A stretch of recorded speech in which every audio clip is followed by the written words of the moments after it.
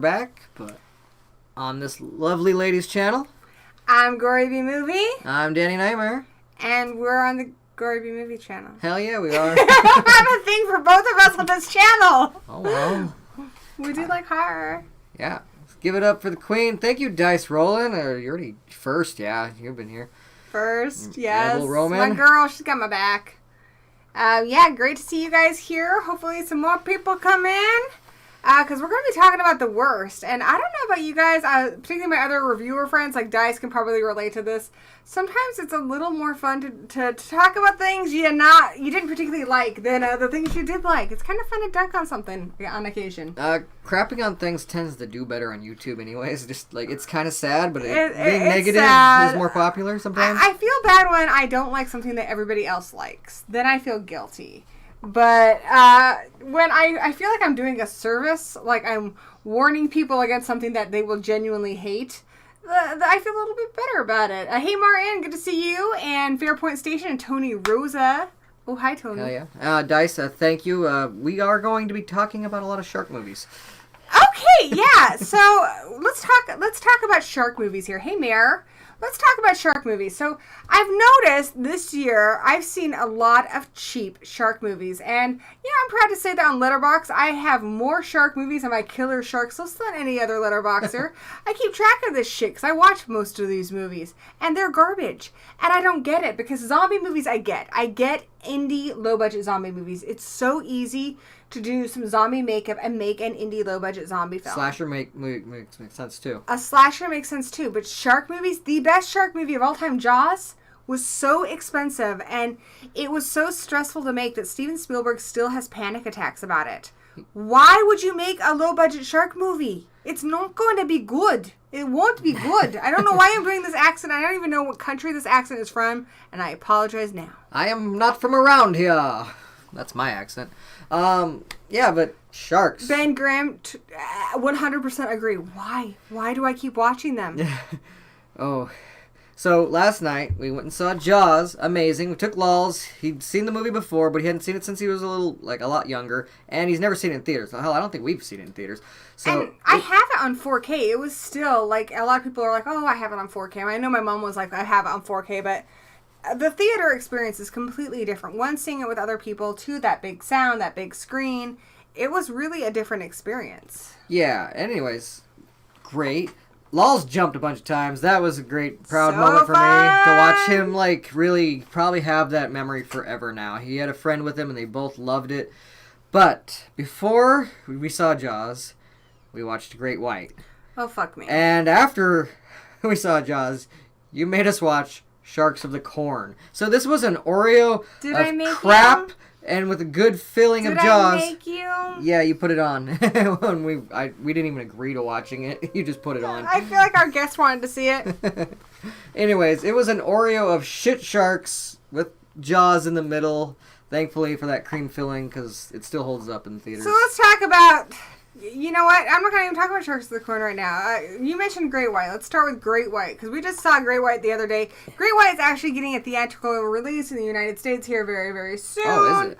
We caught an early release of it. Maybe they'll fix the CGI then. Maybe. The Honestly, version we saw... the CGI wasn't the biggest problem, in my opinion. No, but it does suck. Hey, Dino. What's up? Dino, baby? Sup, my brother from another channel. If you haven't checked out Dino's The Late Late Horror Show, you need to do so. He's got some killer radios going on over there. Dino, I work from 2:30 a.m. to 7 a.m., and I'm sorry I don't always engage in the chat a lot, but I teach classes at night, and in between, for my 5-hour break, that's usually what I do to kind of chill out. I love your radio shows. Like, they saving me. They keep me through the night. So thank you so much. I want you to know I really appreciate them, even though I haven't really commented much. Mayor, I think you're talking about Jaws, Cruel Jaws. Cruel Jaws has this wannabe Hulk Hogan in it. It is awful. I think that they actually were planning on getting Hulk Hogan. They just couldn't. But yeah, it is this bad Hulk Hogan guy in Cruel Jaws. It was actually originally supposed to be like Jaws 5 as well. But the Italian Jaws? They passed on it completely, and... Yeah, it still got made. In the next few days, it's been a few months in the making, a couple months in the making, is my review of Grizzly 2, which was, after Jaws came out, was this huge, it was the first big summer blockbuster. It was also this great nature run amok movie. We basically got nature run amok movies for everything, for bugs, for animals, for everything.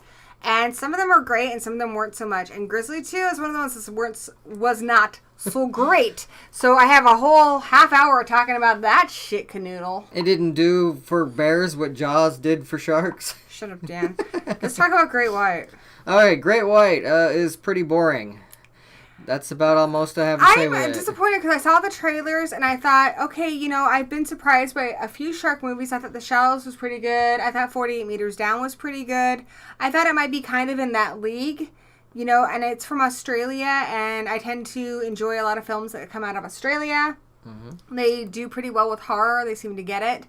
This movie, no. This movie was fucking garbage. They're kind of on a raft for most of the movie doing nothing. It takes a while to even get going. You know what movie did this better? And it's going to sound insane. Open Water 3. Yeah. They had a raft. Because, see, Open Water 3 was so bad it's good. Like, it was shit, but it was shit I had a good time with. But its sharks looked better. Actually, the sharks looked pretty great in Open Water 3. The shark looked like straight up trash in this movie. There's a couple reasons to watch a shark movie. Sometimes the story of any movie is better than the movie. I think Jaws, the reason that movie is such a masterpiece and why it still resonates with people is we really connect to these characters. That's just got such a rich story to it. You can take the shark out of it, and you, I think, would still be invested in these characters. They're so interesting, and we only get little tidbits about them, but we feel like we know them. And a lot of these movies try to duplicate that with a lot of interpersonal drama, and it just doesn't work. And with Great White, they try to do that, and I don't know if the actors were just not doing a good job or they were poorly directed, but I give zero shits about them and their fucking relationships. I thought these characters were terrible. I hated being stuck with them. I was also kind of pissed off because we're stuck with them on a raft. I knew that there's only going to be up to, at the most, maybe 5 deaths. And then when you finally get one, there's not a single on-screen kill here. There is something to be said for not showing the monster. Jaws certainly did that.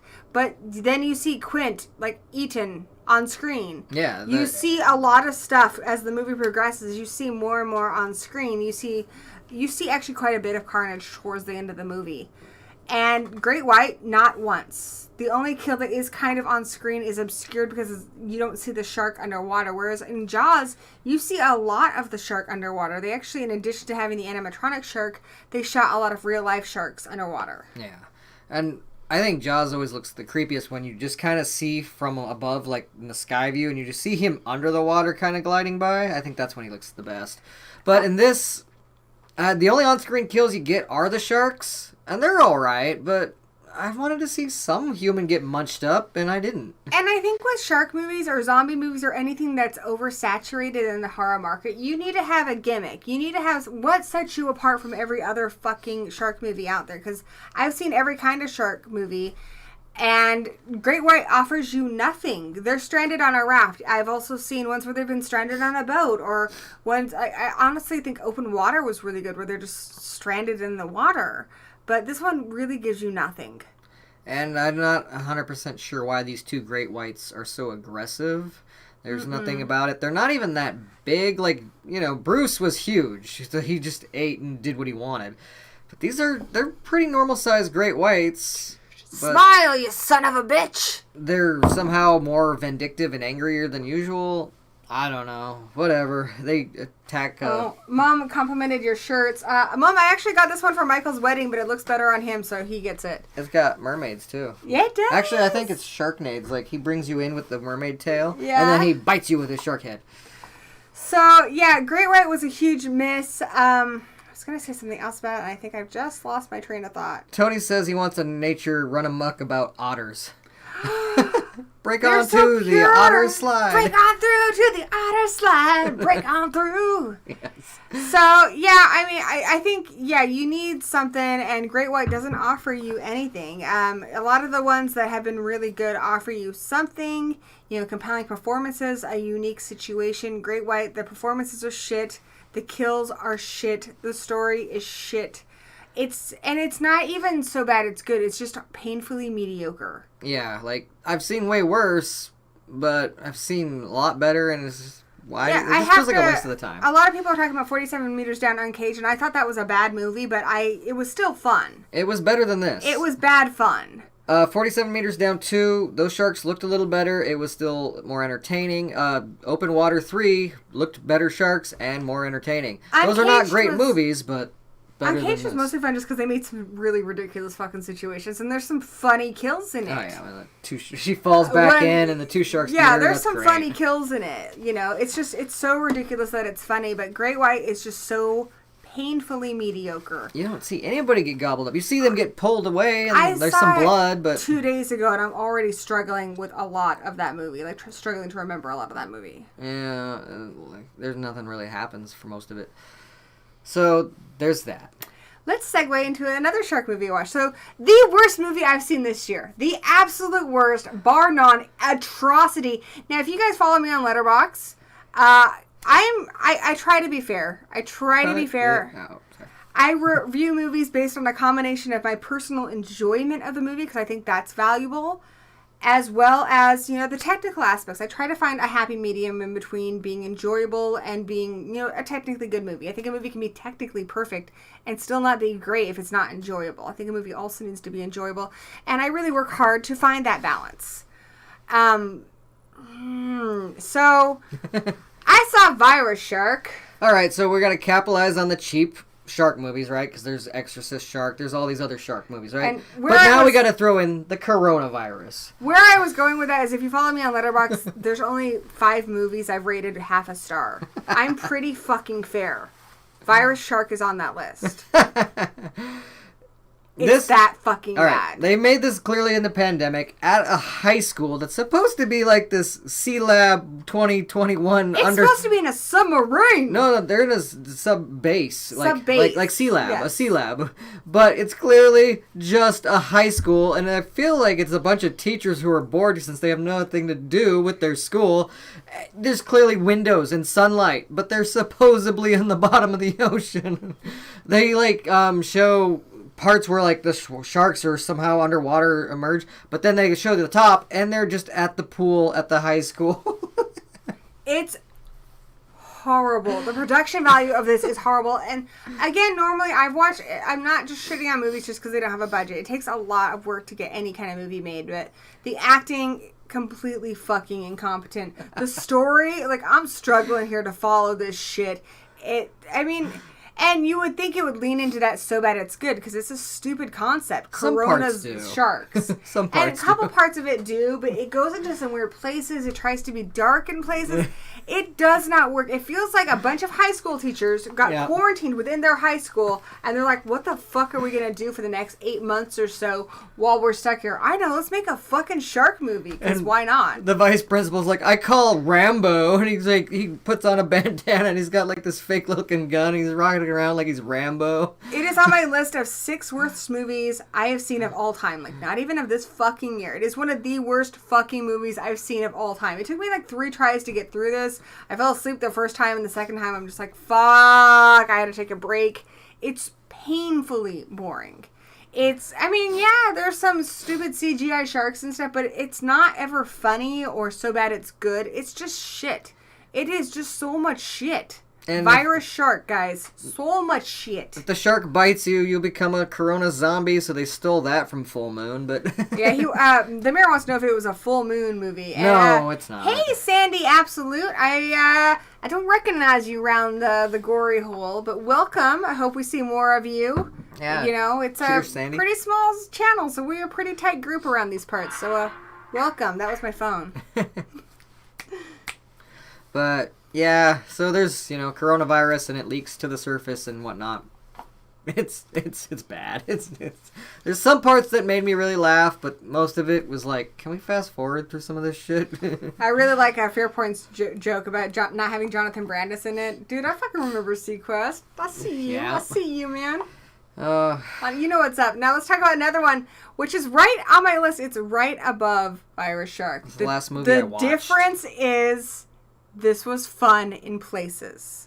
It's not complete garbage. It wasn't a half a star for me. It was a full star. It's a D- movie. I'm not saying it great. But Sharks of the Corn, I'm going to say right out of the gate, one of the best posters of the year, for sure. Because it's Stephen King's It says Sharks. Stephen King's. Oh, Stephen King's Sharks of the Corn. Which that doesn't make any sense because it's a Tim Ritter movie. Yeah, I don't know. And it doesn't follow the Children of the Corn plot at all. It has an opening that's kind of like Jaws, where they're going to go running through the corn, and the guy's too drunk, so he doesn't go in. The girl goes in and gets eaten by a shark. Guess it's he who swims through the rows, I guess. Oh yeah, we gotta add that. We're working on a list of movies where beer saved people. Yeah, drinking saved the day horror movies. We have a few on our list, like Cabin Fever, this one, Jaws. Someone didn't die. Grabbers. Because Friday the 13th Part 2, they go to the bar, and the ones that stay there don't die. I think The World's End might be. I have to rewatch it. So if you got any movies where someone lived because they decided to get drunk in a horror movie, let us know down in the comments, because we're making a list. But yeah, anyways, so then there's like this fake Area 51 bullshit, and you can tell like the director just put his kids in the movie as mobsters, and everybody's costumes we bought at the Halloween store, no matter what it is. The shark puppet, the costumes everybody's wearing. It's really bad. It's a lot of that bad. It's so bad. It's way too long too, because there's so much stock footage of like Stonehenge. Oh yeah, there's Stonehenge. So many places where they replay footage from earlier, and you think, well, they're they're trying to pad the runtime. They're really not. They're actually well over time. It's a long movie. It does not need to be this long. Now, this is why I'm going to tell you it gets a full star, all right? The ending.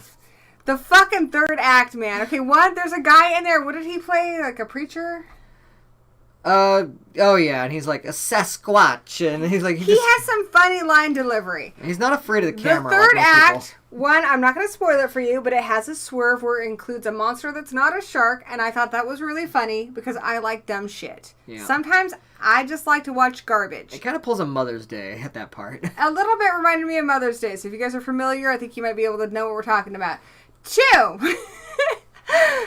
A lot of the movie, I think the reason it didn't work is because it took itself a little too seriously for a movie that seems like it's very self-aware. There are parts of it where I'm like, okay, you guys are getting a little like way too into this plot that's really dumb. Which is part, like there's a serial killer killing people for some shark god and... A shark cult. It's just dumb. It's dumb, and it doesn't lean into the dumb enough. And there's CGI sharks they're puppets when they attack, but they're CGI when you see them in a drone footage. Oh, God. And there's so CGI bad. blood everywhere. It's so fucking cheap. It's so cheap. But it does really lean into that in that third act. And my favorite line of the year is... Take a grenade, bitch! Have a grenade, bitch! Have a grenade. All right, so... There's these... Like, I hate that they're stealing so many lines from Jaws. Like, he does say, smile, you son of a bitch. I'm like, that's not funny. Like, No. whatever. We've all seen Jaws. But when this guy takes a little plastic dollar store grenade and drops it on another character's crown and says, have a grenade, bitch! And I about fucking lost my shit. Her crown is so ridiculous, she can't get it. And then she explodes. Her head explodes. And it looks like one of those bad games for like the Jaguar that was ripping off Mortal Kombat, where they do those weird fatalities. Her head just explodes. It's just the line delivery. So for Brandon, who's now intrigued, I will give you as best a synopsis as I can. You have a serial killer whose mask makes him look like a Goomba from the Super Mario Brothers movie. He is a serial killer who kills people using the actual jaws of a shark, which I don't see how this works. But he's doing it because there is some great shark goddess, and he's part of some shark cult, and he thinks if he kills enough people that eventually this shark goddess will come back. Again, this has nothing to do with Children of the Corn. And his victims are showing up in cornfields, and so there's a police officer investigating it, and it basically all coincides at the end. So, yeah, there's not an actual, there's also real sharks in the cornfield. And there's also a stillborn shark that's hidden at some Area 51 ripoff base. Yeah. It's really like this abandoned silo. And it's hard to sit there. I mean, definitely have that remote in hand if you watch it, because you need to fast forward all this fucking stock footage. But the ending was pretty fun in a so bad it's good way. I wish the whole movie was like that. It's not one I will ever watch again. but I don't hate that I saw it. If you cut it down to like about 25 minutes and you said like some YouTuber did this, I would totally be telling everybody to watch it. 100%. If one of my friends on YouTube made this, I'd be like, dude, that was funny.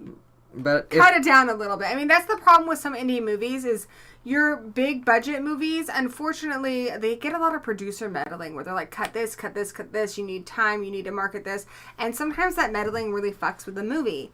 Unfortunately, indie movies sometimes suffer the opposite effect where there's not enough people there saying, hey, maybe you should cut this. You know, Tim Ritter, he produced it, he wrote it, he directed it. And I think he needed just another chef in the room saying, hey, dude, you know, this is running really long. You need to tighten this shit up. I think it was more like his friends were all like, I have a part 2. And he's like, I'll put you in there. And he... Because and I'm going to save you guys the real versus real on this. It does claim to be part of a true story. No. There's never a shark in the corn. No. There is no serial killer, and there's no cult of sharks. They're done. You can extra content. Swim in the cornfield all you want. You won't be eaten by a shark. I feel like it was a misstep that they didn't reenact the kill from Jaws where like she should have been flailing around above the corn like holding on to the scarecrow pulled off and stuff. I wanted something, at least something connecting it to Children of the Corn. Nothing. You know, like it's a cult of children. They had the cult like living in a city that was abandoned or something. I think they could have worked it a little bit better because with that title, I think you're really expecting some Stephen King homages, not Jaws so much, which they do a lot of Jaws homages, but a little more Stephen King homages, and I think they could have, I don't know, they could have spent a little more time on their plot. Well, like in Children of the Corn, he who walks behind the rose ended up being like a giant trimmer, basically.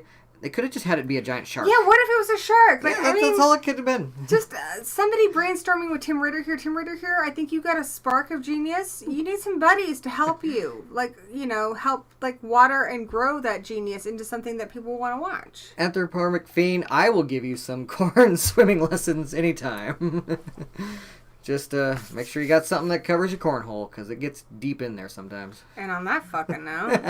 All right, so I'm going to segue into Nature and Amok ripoffs. Yeah. So, like I said, Jaws came out, and when you watch my Grizzly 2 review, we actually make Jaws bingo, because I actually end up talking about every single fucking Jaws movie in my review about a killer bear movie that was a ripoff of Jaws. So... the reason why my Grizzly 2 review is half an hour long, and I'm not going to go super deep into this because I don't want to reiterate stuff that you will hopefully watch when you watch my video, which, please watch my video. This channel's so small. But I worked really hard on it, and I don't want to retread a lot of stuff that I'm going to cover in the video, but it's a fascinating story. Grizzly 2 was filmed in 1983. After Jaws came out, everybody wanted to make that next summer blockbuster. Everybody wanted the success that Jaws had, but they really didn't understand that the reason Jaws was so successful was, one, quality direction, quality camera work, and quality acting, but also just a quality story. Mm-hmm. And sharks are scary when done right. Exactly. It was just quality filmmaking. It wasn't necessarily even that it was about sharks. It was the way it was done. It was craftsmanship.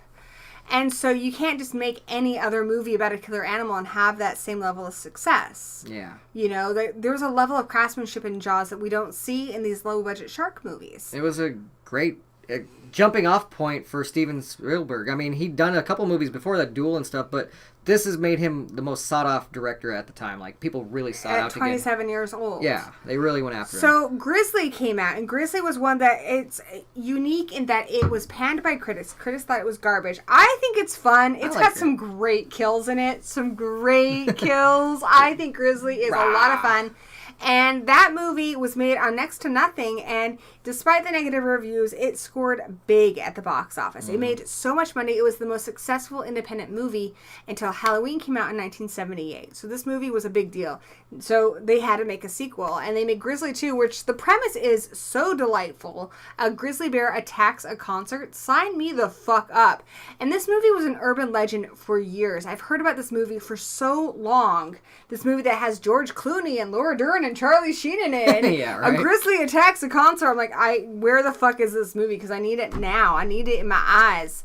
And it was kind of an urban legend for a long time until about 2004, where somebody accessed a work print of the film. They illegally uploaded it to YouTube, and people were having a heyday fucking making fun of this shit. Well, the producer, she realized there was money to be made here, so she haphazardly restored the footage, threw in a bunch of stock footage to make up for the footage that was missing, and released it this year as Grizzly 2. And it's straight up fucking garbage. Yeah. But it's kind of funny in a so bad it's good way. Like, I own it. I'm not embarrassed to say I own it. I've seen it so many times now, mostly for that review. But I will say, you know, first time I watched it, I had a good time. I don't think it's got a lot of rewatch value because of all the stock footage. It's a really messy movie, and the biggest problem is you want to see a Grizzly attack a concert, you don't want to see a shitty new wave concert. Oh god, it's so much concert footage. I don't think they were going to use all that originally, but they had to just because that's how they edit it. Plus a lot of stock footage from nowadays that really clash with it. It's just awful. I remember watching that with you, and the opening scene is where you have your stars. And I'm like, and they're dead. And then you're like, wait, they're coming back, right? It's basically that meme from Star Wars that everyone's using right now where it's like Anakin's like looking at you and you're like, they're coming back, right? Yeah, I actually incorporated that in my review. So you will see a meme, but I genuinely had that reaction like, where are they? And Dan's like, no, you don't know anything about this stuff. Like, they're on the poster, they're going to die. And I'm like, what? They're dead. They're dead already. Clooney, come back. I miss you. Pretty much off camera, but it's within the first 5 minutes of the movie. Well, you also get Louise Fletcher, who was in One Flew Over the Cuckoo's Nest. Great. There's Ratchet in a small role. She's basically the mayor. And you have John Rhys Davis, who is essentially your Quint in this movie. And he's honestly the most fun. He gives it his all. He does a good job. And the animatronic bear, which like Jaws, it didn't work. I think it's a lot of fun. I love me some goofy animatronics. Oh, yeah. I'd prefer that over, like, CGI any day. Yeah, so it's a very discount Jaws. It's a lot of stock footage, but I think for a laugh, maybe if you like So Bad It's Good movies, for a laugh, it's worth a watch once. Don't buy it like I did. I bought it because I pre-ordered it for $12, and I had to see this shit. But you can now stream it through any of your rental services. Brandon, no, Silent Night, Deadly Night 2 is a complete full movie compared to this movie. Like, in comparison. It's, if you do watch it, again, have the remote in hand, fast forward the stock footage, fast forward the concert scenes. You could really tie in this into a pretty entertaining short film. Yeah, or why didn't she just get, like, a bear and, like, even if it's just the arm, like, kind of like they did in the first one, and just have it kill more random people. Yeah, I don't want to get too deep into this, because like I said, it's made a half-hour-long video of this. You need to watch it. I've been working on for over a month that I'm really proud of. I think it's pretty funny. I riff on the movie a little bit. I try to be fair to the movie. I give you a lot of history in the movie because it's a unique story, so I really hope you guys will check that out. Like I said, I don't put out as many videos as some other channels do, but my videos, I spend over a month on them, and I need to do I'm going to be doing some shorter ones here soon, some more real versus real, some things that don't take me as long, because these... Bare bones? Bare bones. I enjoy these all the gory detail reviews because I get so, like, interested when I start researching and stuff. I would look at everything I can find online. I watch interviews, I watch documentaries. And so I just get really interested in it, and then I want to share that with you guys, and then I end up making a half-hour-long video about Grizzly 2. Yes, which I'm looking forward to. Dice is now quoting me in there. Dice, you can sell that on a shirt. I don't care. You have my permission. Just make sure you get me a copy. Don't want it up your cornhole. So let's get out of Sharks killer animal movies. No, we gotta talk about the scariest killer animal movie. Hey, thanks, DMC Campbell. Tom and Jerry. Ooh, that was hard to sit through. But let's move on. Okay, I'm going to say in Tom and Jerry's defense, not a horror movie, but I saw it at the drive-in. I actually had a good time watching it. I thought it needed a little more Tom and Jerry. It had a whole main plot that had nothing to do with Tom and Jerry, but I like Chloe Grace Moretz. She was charming. It was a fun, mediocre movie. I don't ever need to see it again, but I didn't hate that I saw it. What did we watch with that, though? We watched Monster Hunter. Now, here's Monster Hunter. Okay, one, we got Paul W.S. Anderson, who, you guys know him. He's like Rob Zombie, and it's like, what? I married a hot chick who's badass. I gotta put her in all my shit. And unlike Rob Zombie, his wife is a legitimate actress, and she's pretty good. right? So, like, fuck, if I was married to Mila Jovovich, or Jovovich, however you pronounce her name, she's hot. Yes, if I was a director, I would put her in all my movies. She loves to beat up CGI monsters, so let her do her thing. She's a sexy bitch, and if she was my wife, yes, she would be, like, on my YouTube channel. I'd just be like, you know, not that I don't put you in my videos, because, I mean, you're sexy, too. I'm on your live stream. See? There you go. See, I love you. But, I mean, Mila Jovovich, It right? all paid off. Well, yeah, no matter what movie she makes and how bad it is, she gave us The Fifth Element, and I will always be thankful. She is a great action hero. Even though a lot of the Resident Evil movies are garbage, she's always entertaining. She's great in... I like the first Resident Evil movie a lot, actually. And Monster Hunter, here's the problem with Monster Hunter. One, it doesn't action enough. Two, Tony Jaa, I hope I'm pronouncing that correctly, is severely underutilized. He's a great action star, and he can actually do all this shit. He is a, trained fighter, horribly underutilized. The jokes are just not funny. There's an ongoing joke about chocolate that's just like, it wasn't even funny the first time. Like, why are you doing this? And I haven't played the games, but I know that it's supposed to be kind of a fun, like, Pokemon with monsters, and this didn't have enough monsters in it. It didn't have enough action in it. It was a very bland looking movie. It looks like what you would imagine footage of the Iraq War looking like. It's just fucking dirt everywhere. More like EverQuest or World of Warcraft. You fight giant monsters. This was not exciting. But yeah, I mean, I liked the performances, I guess, enough. And then the worst part, I mean, what makes it kind of a bad movie, is you have a third act that you can tell is setting up a sequel that we're never going to see because this movie didn't do well. And I really hate movies that have that much gumption where they assume they're going to have a sequel, and some of them are fun. Like, I like Super Mario Brothers, but yeah, you can tell that they thought that for sure they were getting a sequel and they didn't get it. And so it makes the rewatch value of that movie bad. Even if you like Paul W.S. Anderson, you might be a huge fan of the Resident Evil movies. I think this movie's going to leave you wanting more. Yeah. Masters of the Universe was a hilarious version of that too, where Skeletor was like, "I'll be back," and he never did. Bye, Anthropomorphic Fiend, by the way. Take care. Yes. Too many more shark movies. Yeah, I don't know. The game, I think, is alright. This movie finally kind of actually... problem... Hold on, I want to say something to Dice really quick. She said she's going to put you on a shirt. Dice, I don't know if you know, she's actually a very talented artist. Yeah. Dice, if you ever draw Danny, I will put that on a shirt. You send me a drawing you do of Danny, and I will make that Horror Addicts merch. Yeah, that sounds awesome, because Dice is talented. I like it when people animate me. I like it when they put us like all on Screaming Soup as well, too. That was cool. That was cool. But yeah, Monster Hunter. So even if you're a fan of the game, the movie isn't really like the game until about the third act. And then it's kind of like the game. But before that, it's one of those, well, we got to explain how these people from Earth get to the Monster Hunter world. And I think if they just left out Earth completely and just made it all about the Monster Hunter world with the magical weapons that, shoot fire and lightning and stuff. Monty G's in the chat. Sup, Monty G? How you doing, buddy? Monty G, like, where I like to say that a lot of my millennial YouTubers friends, they're teen mom. Monty G's our grandpa, yeah, but not my grandpa because I don't think he's old enough to be my grandpa. Grandpa horror, but yeah. But he's grandpa horror. Maybe he could be my teenage grandpa horror. Is there such thing as teen grandpas? I think Monty wanted us to talk about the Forever Purge. We haven't seen that yet, but we are seeing it very soon, and I should have Let's Go See of it next week on Horror Addicts. Aw, thank you, Dice. I think Dice is incredibly talented. And I don't know if you know this, Dice, but our son Lols is obsessed with Scooby-Doo. That's why if you watch my reviews, I always make a Scooby-Doo joke at some point. Those are specifically in there for him because he is obsessed. In fact, the last one, he introduced me to a Scrappy-Doo episode that I didn't know it existed just because it tied in so well with the review. So, yeah, he would greatly appreciate it. We love Scooby-Doo in this house. Hell yeah. We're down with the do. But we didn't care for Scoob. No, we didn't. But we did enjoy Scooby, the Sword and the Scoob. I mean, it's not great, but it's not bad. It's serviceable. I'll talk about that right now. It was okay of a movie. It just wasn't even, I don't know if it even counts as like spooky animation. It was more like a medieval mystery. And that's fine. Yeah, Dice, the story about Lols is I had bed rest when I was pregnant with him.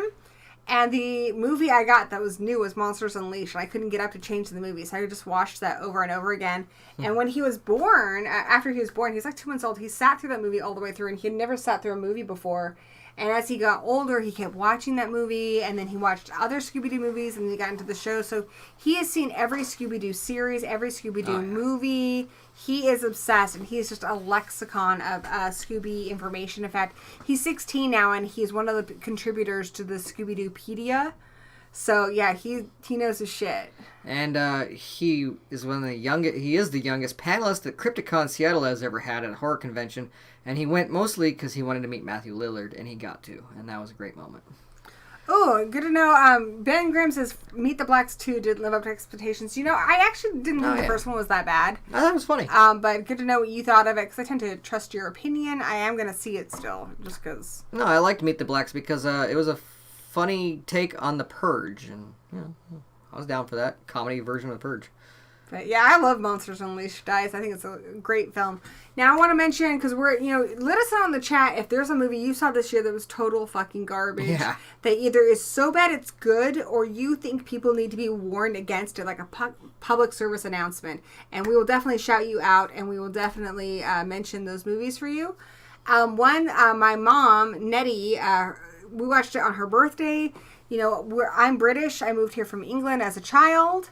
My mother is British, spent most of her life in England. So, yeah, we're proud of some of the creepy shit that took place on our homeland, including Jack the Ripper. Like, there's Jack the Ripper tours. I know it's kind of grisly, but, yeah, it's something that, when you're British, it has an extra, I guess, meaning for you because it took place on your home turf. Plus, it never got solved, so... And it never got solved, which I think it would today. It's just, the forensics they had at the time were so... I know who Jack the Ripper was. He was the Zodiac Killer. My mother was super excited for Ripper Untold. She wanted to watch it on her birthday, and I was like, okay, that sounds cool. It's supposed to be this kind of new take on Jack the Ripper, and I'm going to tell you guys right now, it's straight up fucking garbage. The acting is garbage. The cinematography is garbage. It's kind of like somebody was sitting around talking about the Jack the Ripper, and they thought of an interesting twist, and then they made a bunch of filler around that twist. They're like, what if this one guy's wife did it because she didn't like him? Don't tell them the twist. It's awful. Avoid this at all costs. You can know the twist because I don't want you to see it. I'm sorry to say. There you go. I mean, I thought the twist was kind of interesting. It was the only thing I liked about the movie. It doesn't deliver on horror. It doesn't deliver on suspense. It doesn't deliver on atmosphere.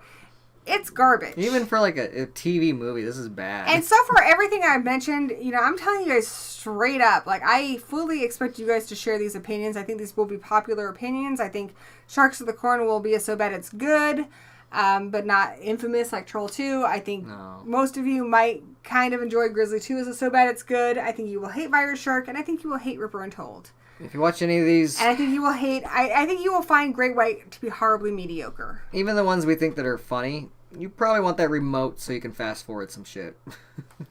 Now I'm going to get into one that's controversial. A lot of few people like it, and I have an unpopular opinion that I think it's a bad movie, and that's False Positive. This movie is good. That's false. Oh, this movie's bad. That's positive. False Positive is advertised all over Hulu.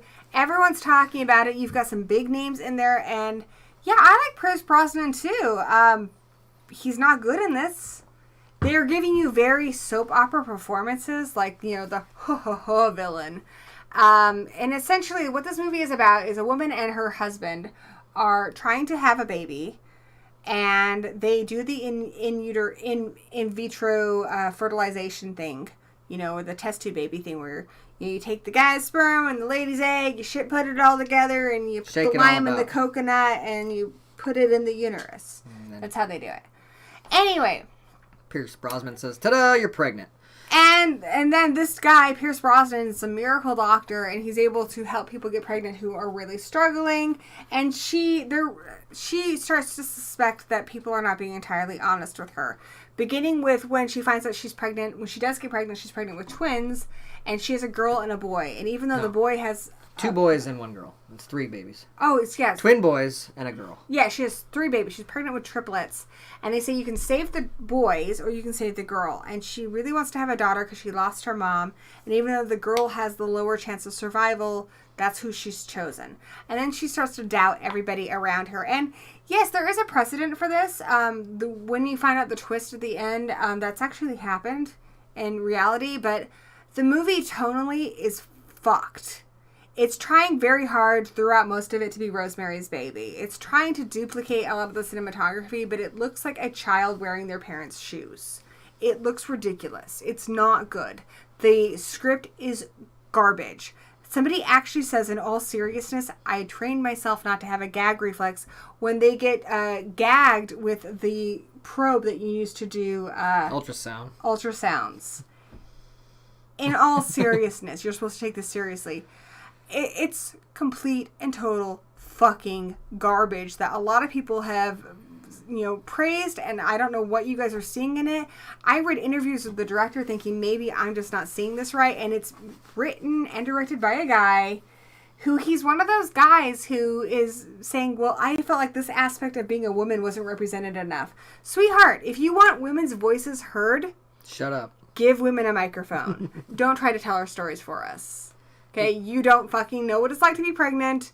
You don't know. If you want someone's voice to be heard, if you believe that Black Lives Matter, give them a microphone. Don't try and tell their story. If you think that women, in pregnancy and having all these issues with gaslighting is a story that needs to be told, give the microphone to a woman.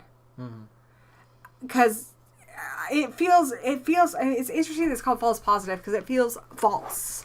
The thing I liked about this movie was something that was actually true, that he actually knew about. Now, this director had him and his wife had a miscarriage. And it made him think a lot about the Peter Pan mythos. Like how, on one hand, the babies are being taken away by Peter Pan to this mythical world. On the other hand, they could just be being chucked out the window. Yeah. Because, like, postpartum depression or miscarriage or something. And the stuff they were doing metaphorically with Peter Pan was really good. And had he built a movie around that instead of trying to be Rosemary's Baby, which it's so offensive in the interviews, he's actually talking about how Rosemary's Baby doesn't work and his movie does work. Like, you gotta be pretty fucking arrogant to say this. But this movie is incredibly arrogant. This is mass director hubris from somebody who's too inexperienced to have hubris. Who is trying to talk about things that he clearly doesn't understand. He comes off looking very foolish. He's patting himself on the back pretty hard, though. I don't know, like we talked about on the other stream, Censor, I feel, was a better movie about a woman kind of like having a hard time guessing what's real and what's not real and kind of losing her sanity. And don't get me wrong, I'm not saying that men can't tell women's stories or vice versa. One of the greatest men's stories of all time, The Outsiders, was written by a woman. One of my favorite female stories in film, The Final Girls, was written by two men. And Buffy was created by a man. Buffy was created by a man. Sometimes men tell female stories very well, and some people just have a knack for it. Stephen King has created many great female characters. This particular director does not know what the fuck he's talking about. He's very arrogant, and it shows in the movie. And I think he's too busy patting himself on the back about it than to actually focus on it. He's patting himself on the back pretty fucking hard. So, I don't know. I didn't hate it as much as Gory did, but I also really didn't like it. I wanted to rage quit this fucking movie. Yeah, and this movie becomes so fucking ridiculous in the third act that you think that it's got to be intentional. Like, how could anybody make this movie and think that this is seriously, like, working? It does not work. And your main characters are fucking awful. Obviously, Pierce Brosnan's the villain. He's terrible. But the main woman that you're supposed to empathize with, she's terrible. Her husband is terrible. There is seriously no fucking reason to watch this movie. This movie is straight up garbage. There's one metaphorical scene that related to the Peter Pan thing that I thought was beautifully filmed, but beyond that, this is a straight up dumpster fire. I felt that it was trying to metaphorically also talk about how men like manipulate women and like gaslight and do that stuff, but then she's also is crazy, so it's like, yeah, that kind of defeats the purpose. It felt like he said in interviews he was trying to talk about how women are gaslit by men and how terrifying that is for women. But I feel like he did it in such a way that it feels like he's almost making an excuse for it. Yeah, I don't know. Well, but women really are crazy. Really? Like that's the message I got from this movie. But women really are crazy. I don't know if that was intentional, but that's the message I got. He did not handle this very sensitive subject with the sensitivity that it deserved. And I think if you are somebody who is going to take it's a pretty scary approach to tell somebody else's story. If you're going to be S.E. Hilton and tell the story of young men growing up, that's a bold move. You better be listening to a lot of men, which she clearly did. Or, a lot of men have written beautiful stories about women, and they've done a great job. This is not a man who has listened to women. He does not know what he's talking about, and his movie looks foolish. I think... And the director's name was John Lee, I believe. Let me double check that. John Lee. Yeah, if you go into R.L. Stine, he's written so many men and women, usually girls and boys, because he does younger people. But I feel like he always gives both gender equally care, and does a great job. And that's fine, but... And I feel like the people who do a good job of telling other people's stories, like if, you're trying to tell the story of a different culture, a different race, a different gender, I think remembering that at the core of it, we're human first... Yeah. Write a good human story. Write a good human story. I love Ripley. I think she's a great female character. She was not written as a man or a woman. She was written as a human. Mm-hmm. So it didn't really matter. And then Sigourney Weaver portrayed her perfectly, and we have a great character. But this guy is trying so hard to prove how woke he is that he's actually being really offensive. I'd watch Censor instead. Or if you want just good, baby horror, watch Inside. In the same hand, how Jordan Peele obviously made one of the better movies dealing with the liberal racism with Get Out. Oh yeah. Right? How people think that they're well-meaning by being nice, but they're still being racist. But they're still being racist. This movie is extremely sexist, even though he's trying really hard to be the opposite of sexist. Yeah. He's failing miserably. It's horrible. Well, that's okay, I've dunked on that enough. I hated that fucking movie. It's like if Christians were going to tell a witch's story. Which they have a lot. Oh, and they never do well. The Conjuring. I'm sorry. Fuck! I don't like Conjuring movies. This might piss a lot of you off because I know it's a very popular franchise. Well, you're married to a witch. But they are all so goddamn witchist. I know the Warrens in real life were assholes and scam artists, and I don't know why they're so portrayed as these heroic fighters of Jesus, basically. They come in and get rid of the big bad witch every time. We were so much more passionate on the string than the last one. I hate the Conjuring movies. I fucking They're hate boring. Them. But here's the funny thing. Here's the interesting thing about The Conjuring Devil made me do it is The Conjuring came out and everybody fucking loved that movie, and I was like, this is straight up jump scare garbage. I love Lily Taylor. I love a lot of people in that movie. But I just thought that movie didn't deliver. It wasn't scary. And it also was completely inaccurate. I did think that Conjuring 2 was a little bit better. I liked the expansion of the mythos. I liked the expansion of different characters. But the preachiness of these Christian characters, we're Christians, so we're all good. And witches, we don't need to develop those characters. Just, you need to know that if it's a witch, it's bad. They're evil. Great, thanks. They ride broomsticks and they suck the devil's cock. Apparently. Yeah, we didn't have whole periods of history where we took mass groups of Christians and drowned them and burned them, but obviously we're evil. We're so evil. Because apparently we've been I don't know, what do? We suck the devil's cock and eat children and shit? I don't know. Eat children. Something to do with children that I've never done. My baby paste requires Drano. Apparently. So the Conjuring thing, I think I just for me, it's I'm used to it. I'm kind of used to these movies not being very good. But I feel like everybody else is kind of feeling the same way now. I feel like a lot of people were disappointed with this movie. I actually didn't think it was that bad. I like the performances of Vera Farmiga and Patrick Wilson. I think that they were a little more accurate to how I've seen the Warrens portrayed in interviews, where you can see a little bit of that arrogance from the Warrens and stuff in here that you didn't see in other ones. But there's still, I think the biggest problem with these movies is they're very Mary Sue. The Warrens do not have faults. They have physical flaws, they're getting older or they have heart conditions, but they never are wrong. They never have a disagreement. They are not, and I think maybe one movie you can forgive it, maybe 2 movies, but I think pretty much everyone's on board that 3 movies, by now we need a little more development of these characters. We deserve more development. And their arrogance is always justified because they're on the side of God. That's like how the movies always say it. Like, every, like, really preachy line that they deliver, it's like, but we're right, because we're on the side of God. It's so frustrating. Like, this is a little bit of a personal story, and I'm not judging the people who did it, but I'm just telling you from a witch's point of view, this is the kind of thing we deal with. Now, in my town, what's really interesting is I live in a valley, and up on the mountain, there's a beautiful cross that's lit because at one point, a man who lost his son, he needed a sign to go on living.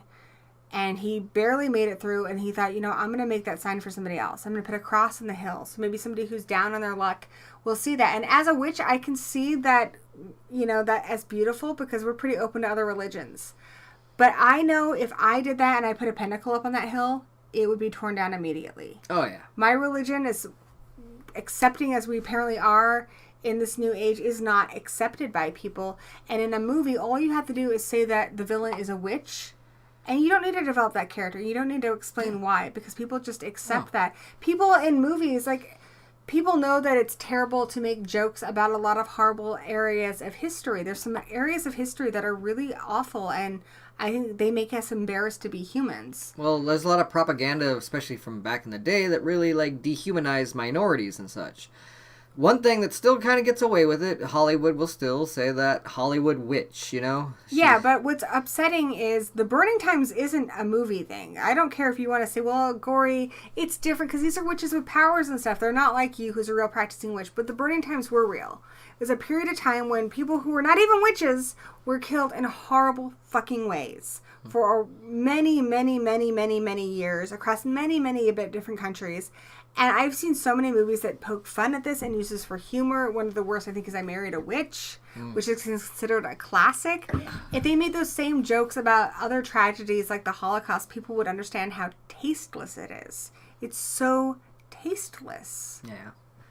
And I think the demonization of witches and pagans in horror movies is something that still persists. And it's just something that, for me, is really aggravating.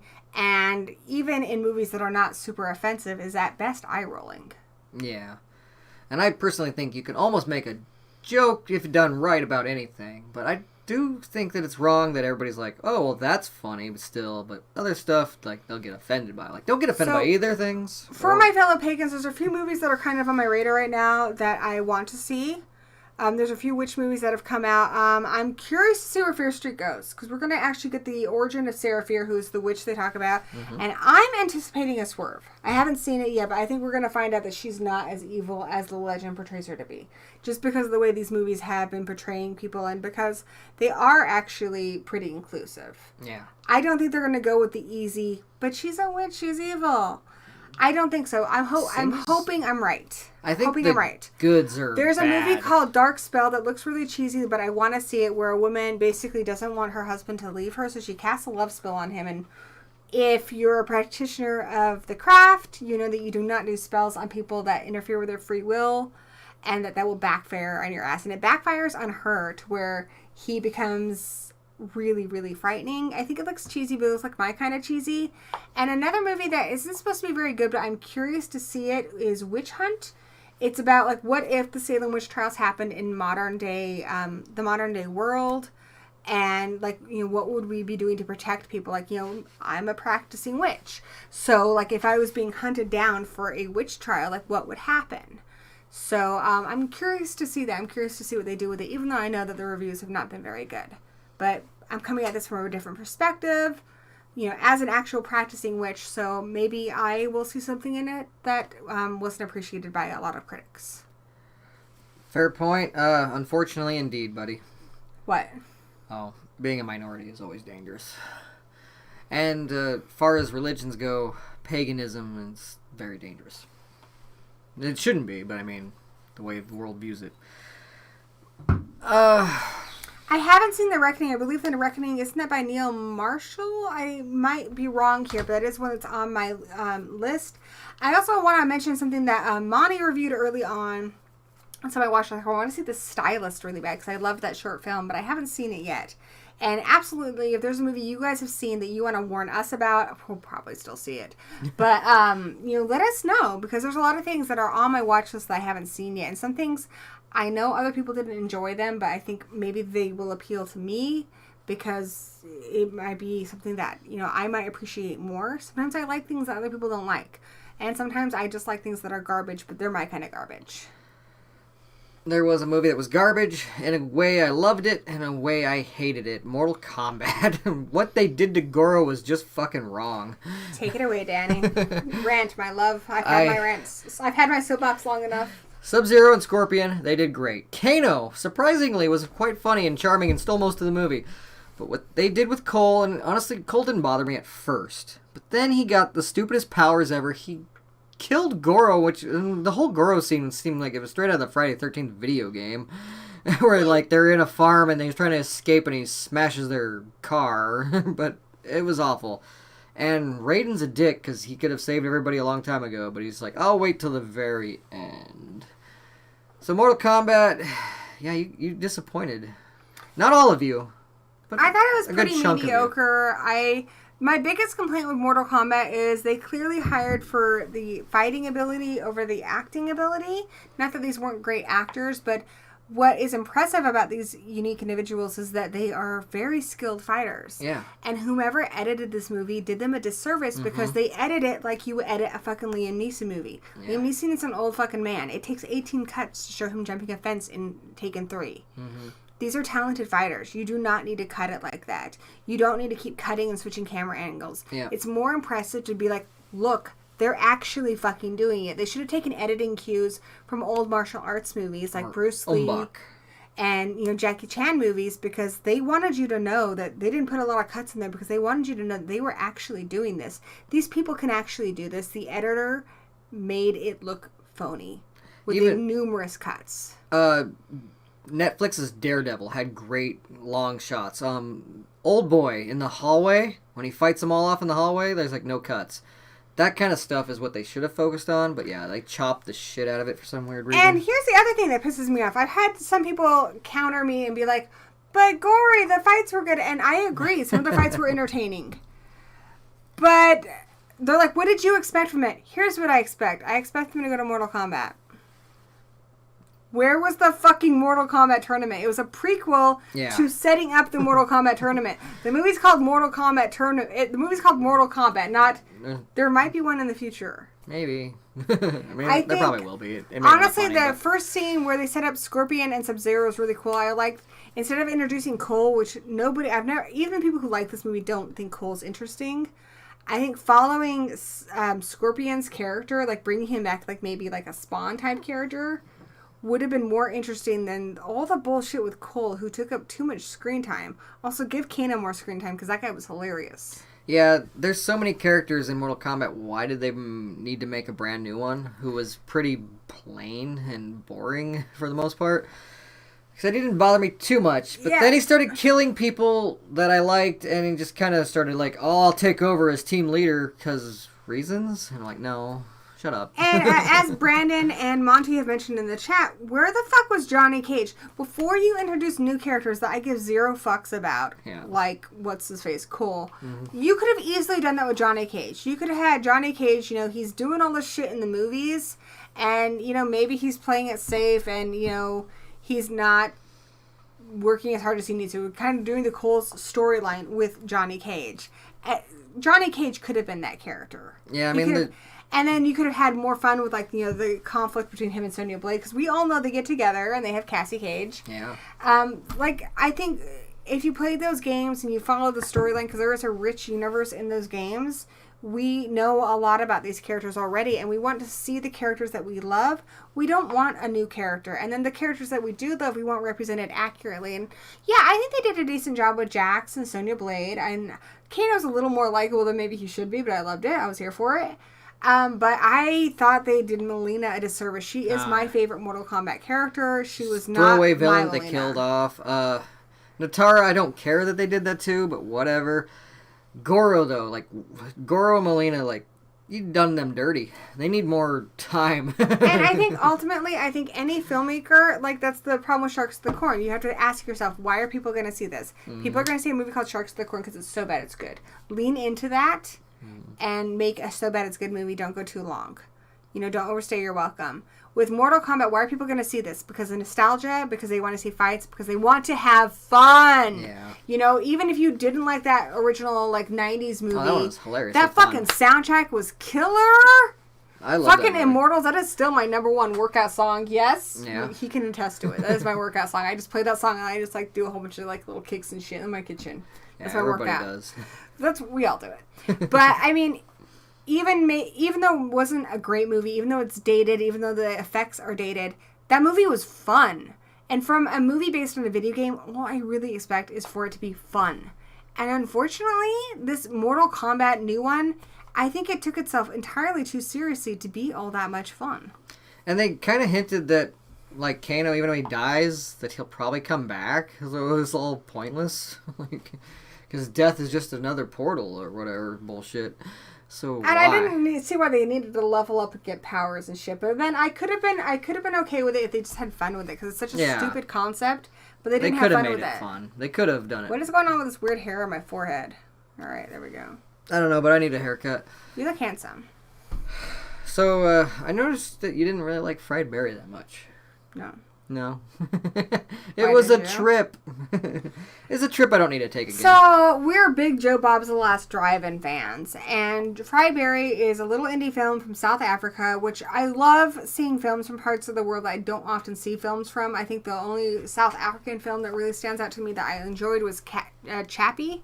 Mm-hmm. I don't see a lot of South African films. I like Chappie. It was interesting for that. I mean, I'd love to see more films from different parts of the world. Fried Berry is interesting. It is beautifully filmed. It was shown on The Last Drive-In as a premiere from Shudder. Mm-hmm. And it's beautifully filmed. It's got a killer soundtrack. It's too fucking long. Now, what I will say is what this movie is about, it's about an alien that comes to Earth, kind of like E.T., right? But it has to take a host. And it takes the host of this guy who's basically like a crack addict. He's a loser. He's a shit deadbeat dad. He really doesn't contribute to society. So this alien takes his body, and at first I didn't even really understand what was going on. It's just a little confusing. It's like Fire in the Sky, but on all the drugs. But so much stuff is happening. If you guys have seen that video for Prodigy, Smack My Bitch Up, where it's all first person, it feels a little like that. It's a little jarring, and it's Smack my bitch up. It's a little hard to follow. And he does all these drugs, and he impregnates a woman, like, instantly. She instantly has a baby. And you're like, what the fuck is going on? And then it goes into, like, E.T. territory, where all of a sudden, like, he's a better dad, and he's reconnecting with his partner and his child, and people are warming up to him. But then it goes into these like little vignettes where like then he's abducted by a serial killer, and then there's his baby is the same age as him at some point, I think. There are so many, like, it goes way too hard with the homages to other films that it feels kind of like it's trying hard to have an E.T. moment. It's trying hard to have a Starman moment. And these parts, like, really pull you out of the movie. But huge props to the guy who plays Barry. What's his name? I'm going to come up. Gary Green. I remember back in the day, there was a movie called Rubber Face that was about Jim Carrey and how he could contort his face to do all these amazing things. And Gary Green in this film is incredible. His performance is definitely one of the things to watch for. And I'm not saying this is a bad movie. I actually don't think Fried Berry is a bad movie. It wasn't for me. I felt like it was one joke that kind of went on a little too long. Were this movie cut a little bit tighter, I think I might actually really enjoy it. There was a lot of things I liked about this movie. I liked the soundtrack. I liked the lighting. I liked Gary Green. I thought it was way, way too fucking long. Good night, Monty. Bye, Monty. Thanks for visiting. Oh, Rubber Face. I actually think District 9 was a South African movie. I just haven't seen a lot of movies from South Africa, and I would really like to see more. District 9 was good. At least entertaining. I wouldn't say I rewatched it a bunch, but I did enjoy it when it came out.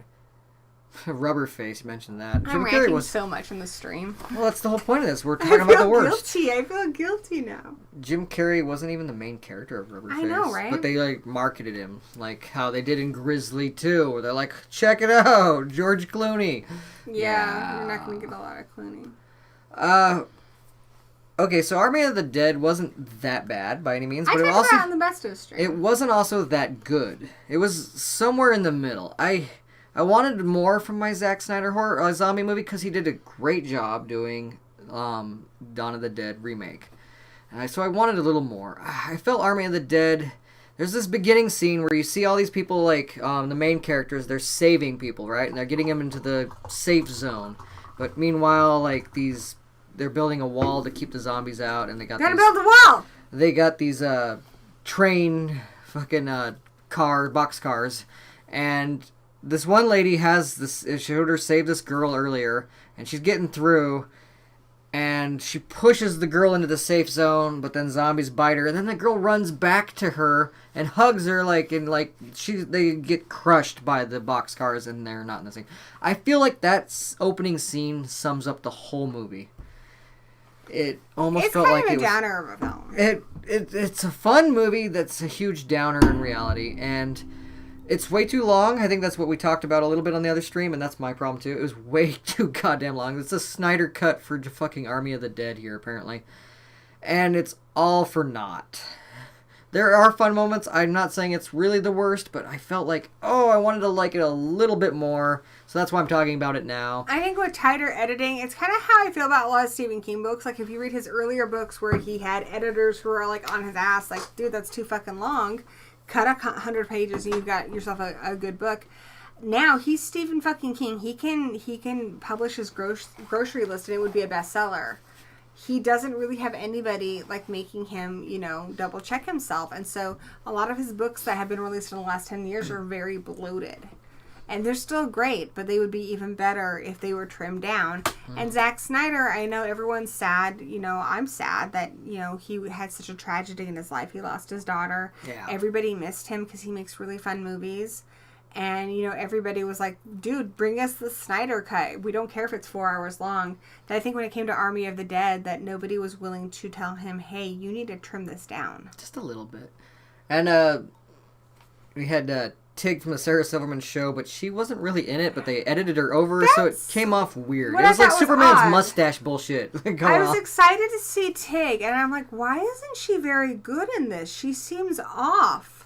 And I found out it's because the person who was originally the pilot in this, he got canceled because he was, he did some shady ass shit. Yeah. He did some bad stuff. If it's true, then deservingly. I don't know anything about it, so I don't want to get into it and accuse anybody of anything. But I don't know. He did some bad shit and he got canceled, so they decided to basically digitally remove him from the film and replace him with a female actress.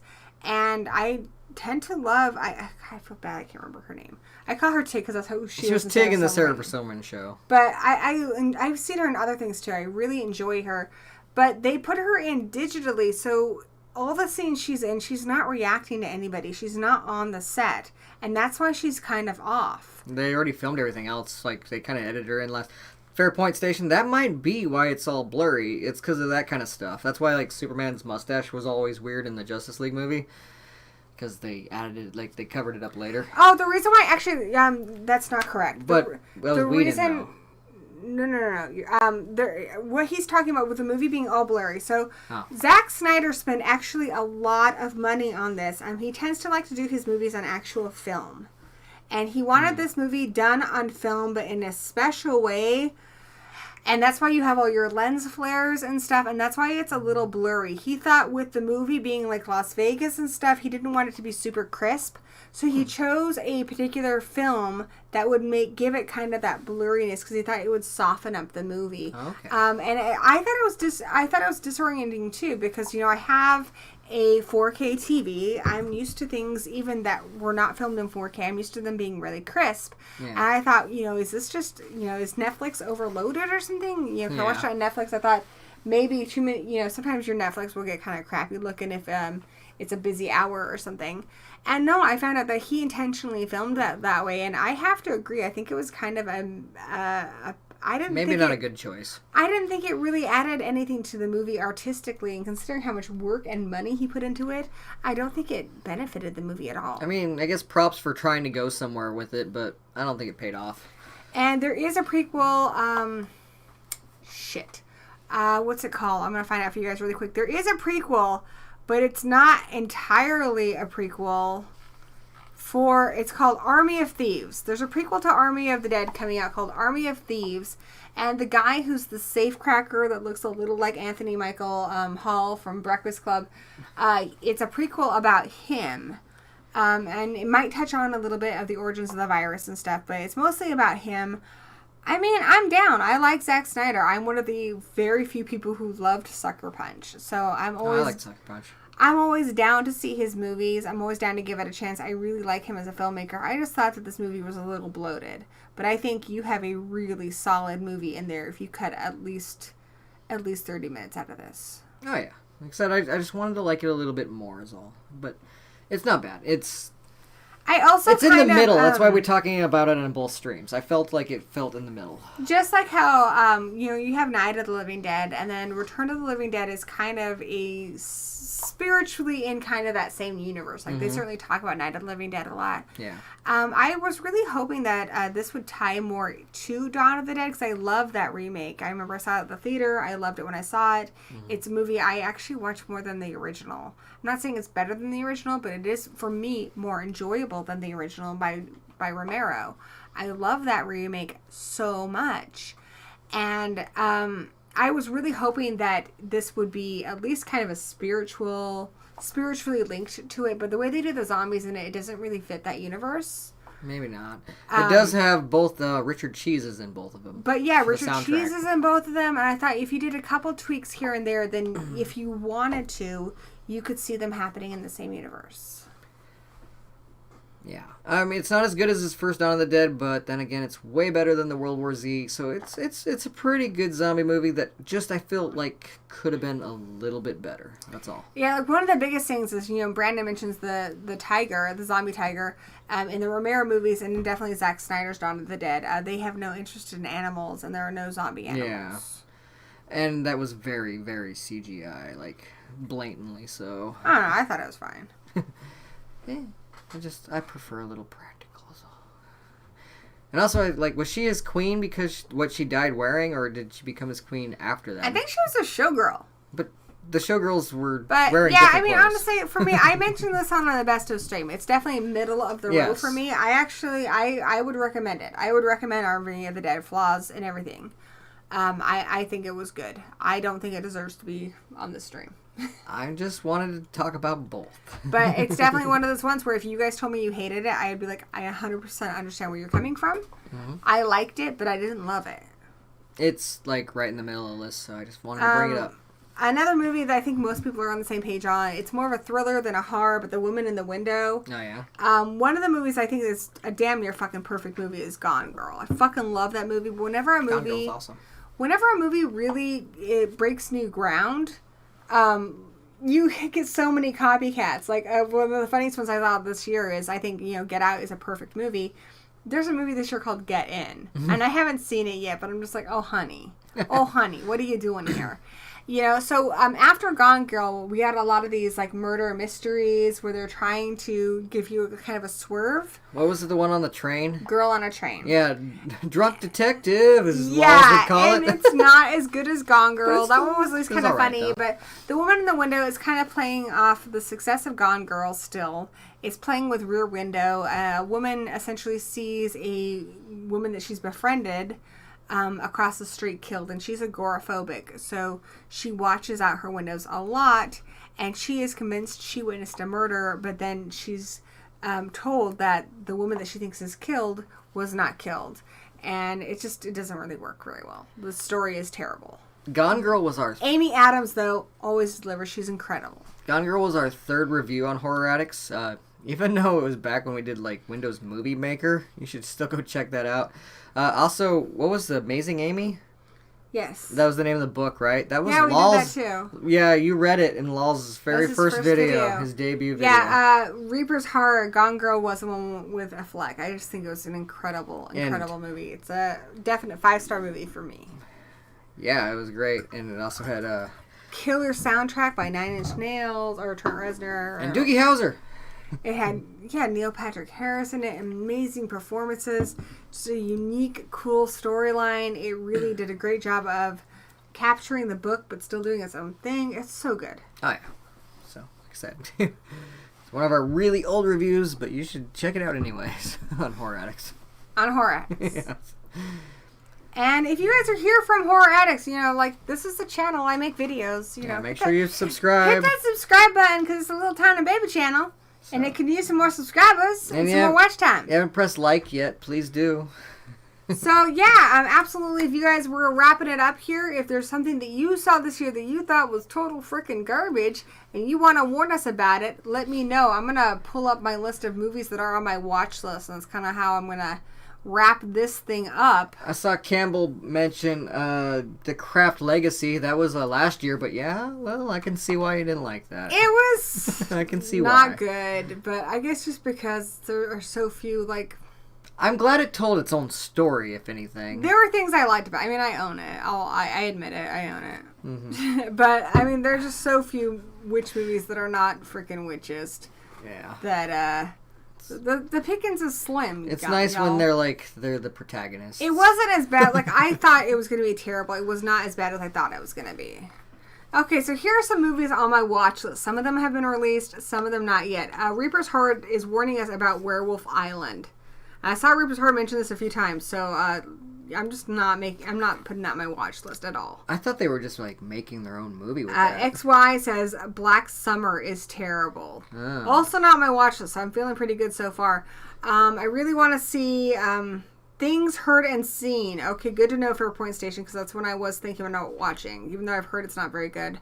I'm excited to see Last Night in Soho, which looks like kind of a modern giallo. I'm excited for Candyman, but I've got reservations. Yeah. I'm excited for Antlers. I want to see The Forever Purge. I want to see Halloween Kills. I want to see the new Fear Street. I liked the first Escape Room, so I want to see the new one. I want to see this short film called Gumby 2, Dead by Dawn. I want to see the new Subspecies. I want to see Sun. I want to see Gaia. I want to see Don't Breathe 2. James Wan's got a new one called Malignant. I'll probably check out eventually. Everybody's Killer Clown, Terrifier 2 coming out soon. I want to see that because I like Terrifier. Everybody likes Art the Clown. A lot of people like The Sound of Violence. I think I might check that out. I heard good things about Untitled Horror Movie, but I don't know. There's a remake of Cube. Cube is one of the movies, because I'm claustrophobic, that really fucked me up. So I'm curious to see that. There's a remake of Paranormal Activity. It doesn't supposed to come out. That doesn't look good, but I really want to see Claw.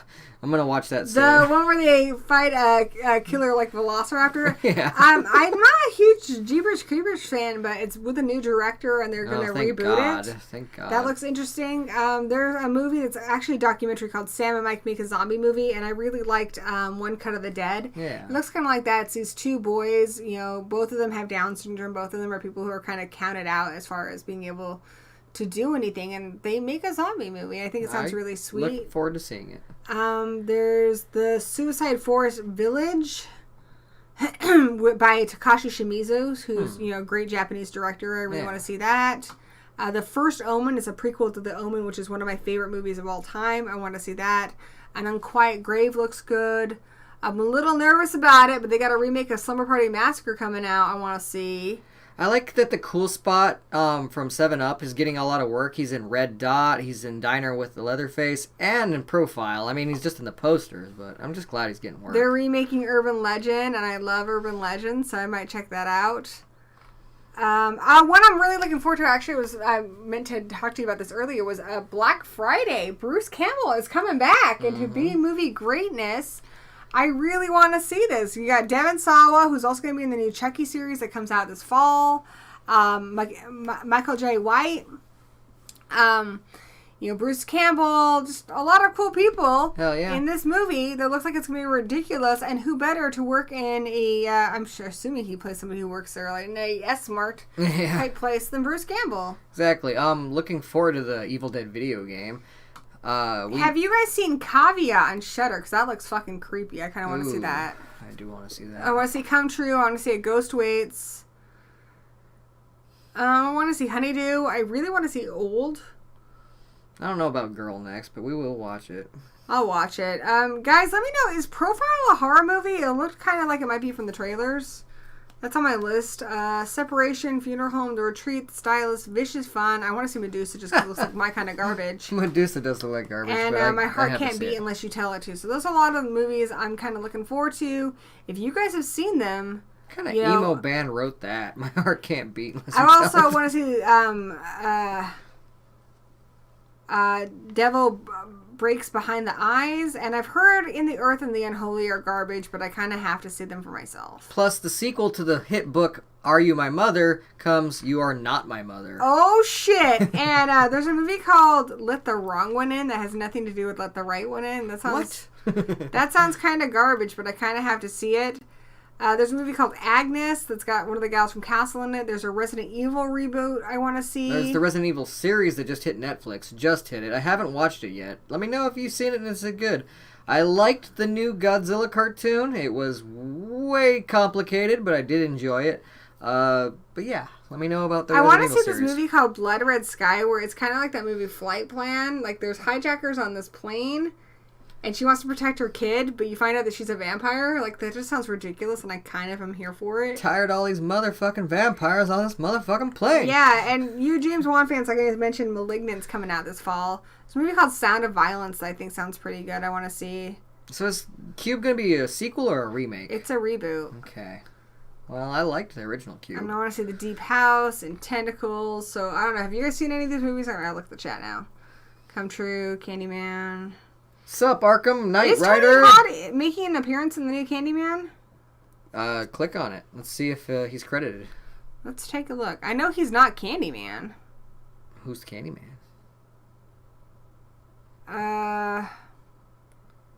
No, I guess it is Tony Hawk. I think he is Candyman. Yeah. He is Candyman. Candyman. Have you noticed they haven't shown Candyman in the trailers? That's good, because I had a movie on my watch list that I was going to rent. It was called Blood Pageant. It had Snoop Dogg in it, and it was about like these girls in a pageant, and they use magic to win. I'm like, all right, I'm pretty much down for anything with witches or werewolves. And then I heard that it was like very Christian propaganda, so I just was like, fuck it, I'm not going to see it. Burn the witch. So Cube is a South Korean reboot, according to Ben Grimm. You know, of course Ben Grimm knows what's up. Ben knows all. A classic horror story. Ben Grimm, it looks from the trailers kind of like Midsommar. Is it or not? Hey, Arkham Knight Rider. So Arkham Knight Rider is on Letterboxd, and that's actually how I started watching, reading their reviews and stuff. So it's pretty cool to see them here on the stream. Nice. Yeah, I want to see Candyman. I like to get Ben. Arkham Knight Rider knows what's up. Ben, I need to get you on a stream one of these days. I know, right? Ben has seen fucking everything. Like, if you guys are on Letterboxd, Ben is on there, and Ben's pretty good about logging everything. There's a grim chance he says, hasn't seen it. profile is not really horror. Okay, I wasn't sure. And he hated Separation. Of course he's seen all these fucking movies. Alright, thanks, Ben. I need to get Ben on a stream, that's for sure. It's kind of like Midsommar with a twist. Alright, I think I'm down to watch that one. I think like now Midsommar. I want to go eat dinner and watch the new Fear Street. Fuck yeah, that is a plan. Yeah. I'm tired of all these motherfucking cheap-ass shark movies. Yes. Stop making cheap-ass shark movies, please. But if you want some recommendations, I have a list with like 130 of them over on my Letterboxd. So just look up Gory B Movie on Letterboxd. And then check her list. Arkham Knight Rider knows. That's where we became friends. It's all good. Sup, right. Reapers of Horror? How you doing? I hope you guys enjoyed the stream. If you missed the first part, we already did the best of 2021, where we didn't shit on movies. Yeah. Over on Horror Addicts, Go which check is that out. the family channel run by Danny here, where you see the whole family. And we talk about pretty much everything horror over there. And Monster Face. And Monster, yeah, fuck Monster That was Face. my impersonation. It was bad. But, oh well. Oh, Bloody Nun 2. Oh, shit, that sounds terrible. I think I'll skip that. Thank you, Arkham Knight Rider. Thank you. Yeah, tell us what's shit and we can skip. And, yeah, Danny, great shirts on today, buddy. Yeah, well, I figured it was going to be I'm totally Sharky complete tonight. I got Pulp Wiccan, and then I got, like, the craft plaid skirt, too, so I'm rocking it. We miss you, too, Tony. All right, guys. More Thumb movies. Actually, he made one new one. Did he make a new one? Yeah. The Thumb guy? Yeah, Steve Odekirk. Yeah? It was, I believe, 2 years ago, and it's a Star Wars one, but still, we should check that out. More Thumb movies. I love the Blair Thumb. I want a Thumb Jaws. Where are the Thumb movies? Oh, here they are. I love Bat Thumb, Franken Here's some of the Thumb. Thumb movies. Franken Thumb, great. If you've never seen these are the best kind of shit. So like, these aren't great, but they're the kind of things I recommend. Bat Thumb is great. That's how we met, kind of. Thumbtanic, yeah, I believe I might have bought When I one worked of at the these. video store, I think you bought them for me. Thumb Wars. There's also the God Thumb and the Blair Thumb. The Blair Thumb I highly recommend. It's totally Sharky complete. Yeah, that's exactly what I'm going for today. Totally Sharky complete. All right, guys. That was fun. We're going to go watch the new Fear Street. Stay tuned on my channel. I will be doing some kind of video talking about those here soon. That Grizzly 2 review is coming up here real soon. Yeah. I also have a drive-in video coming up. Some more stuff coming out soon. We're actually going to go see another drive-in soon, so you have another one as well. Yes, and over on your channel, we're going to be doing a Let's Go See of... The Purge, Forever Purge. I'm also working on my Visit review. It's taking a while, but I think I can pump it out hopefully soon. I've also been busy writing a screenplay called Gory B Movie. So, it's fun. It's about me, but I'm not in it. It's about you. But I'm not in it. Of course you're in it. Darcy the Mail Girl plays me. I don't think anybody plays you because it's not going to be made or anything, but... I don't know. I think it's cool that you're making it. I mean, I don't know if the movie would ever just get like made. that it's If I did get it made, I wouldn't play me.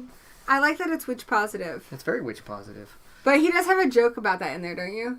Probably. About how we don't play ourselves. Yeah, we don't play ourselves. Yeah, I think we're telling the story to lols, and you're like... It'll cut to lol, like the real life lols, because he doesn't play himself either.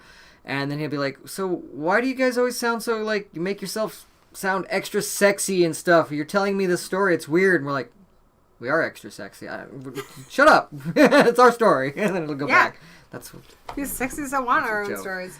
All right, guys. Anyways. Thank you so much. If you are new here, be sure to subscribe. We're going to be pumping out some more videos on this Gory B Movie channel. And if you're not already subscribed to Horror Addicts, where you will see me and Danny and Lols, the whole family, definitely do that. Links are in the description. And we will see you next time. And until we meet again, blessed be.